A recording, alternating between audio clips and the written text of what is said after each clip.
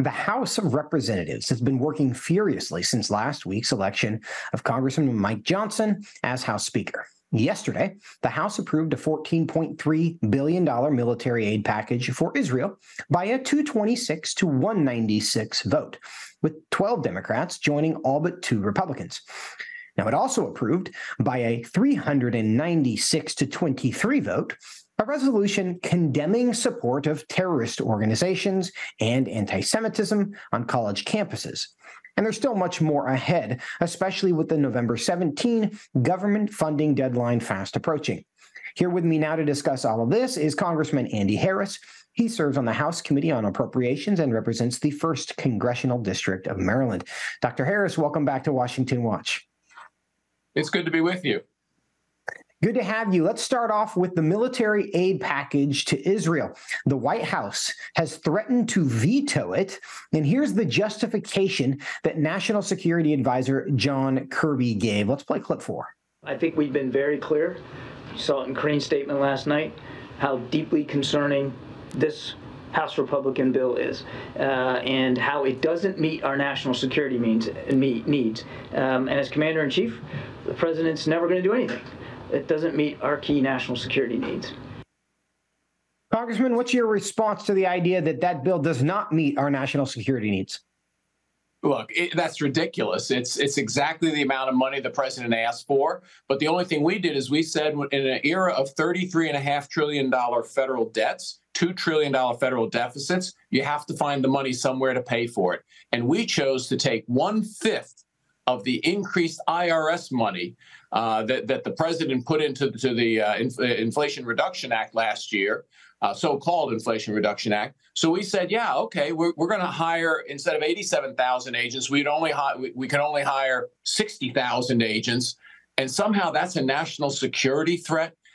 Look, the White House just wants to choose IRS agents over help to Israel. It's that clear. You think the issue is more about the IRS agents that would not be funded rather than not including additional aid to Ukraine as well? Look, Ukraine is a subject for another day. The fact of the matter is Israel needs our help. They need our help now. And anything else is dodging the whole issue. Yeah, they're going to say, oh, yeah, we need to pile on, aid to Taiwan, aid to Ukraine, aid to, again, Israel. But look, we can divide all those up. That's what the new speaker wants to do. The most urgent need is in Israel. That's the one we took up first. We fully funded the president's request. He just wants to choose IRS agents over, Israeli safety and freedom. Well, Congressman Brad Sherman went even further than Secretary Blinken did, suggesting that the bill actually helps Hamas. Let's play clip 2.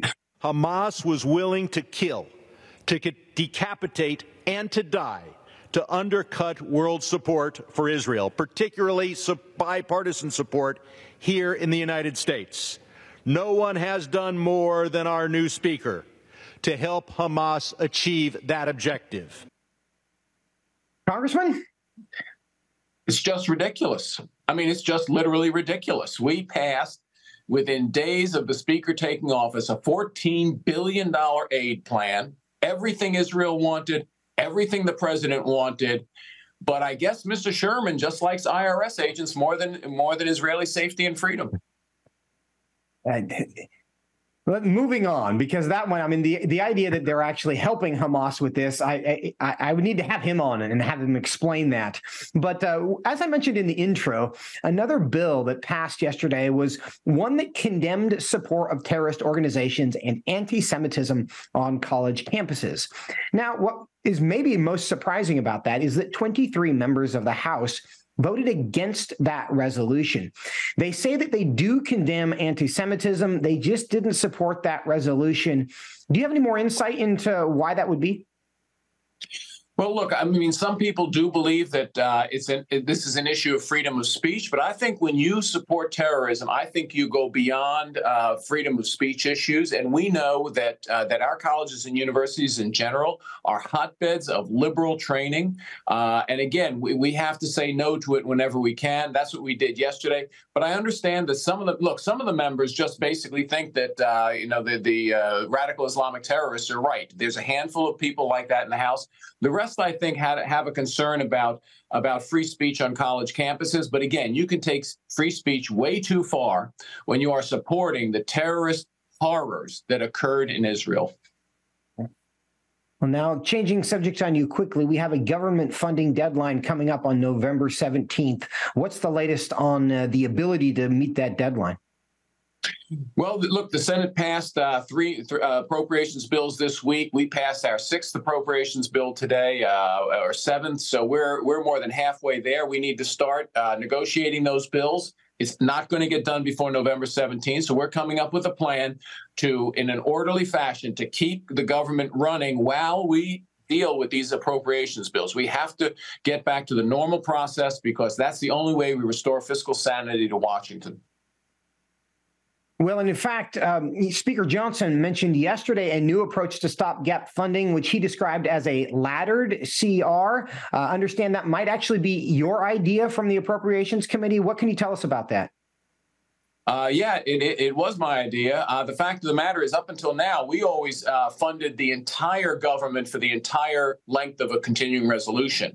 Well, you know, some of these bills are not going to be sorted out till next year, but a handful of them can be sorted out in the next few weeks. So my suggestion is just continue funding for those departments for 3 or 4 weeks, and continue the funding for the rest of the government until after the first of the year. But there's no need to go ahead and continue the funding for the entire government until the first of the year, because otherwise the Senate will never be encouraged to actually do the work, which is to meet with the House, go to conference, come to an agreement, and pass these individual appropriations bills. So the laddering idea, I think, is one way to force the issue. And again, it eliminates a shutdown of the entire government. And I put it in air quotes, a shutdown, because this, of course, never really a shutdown.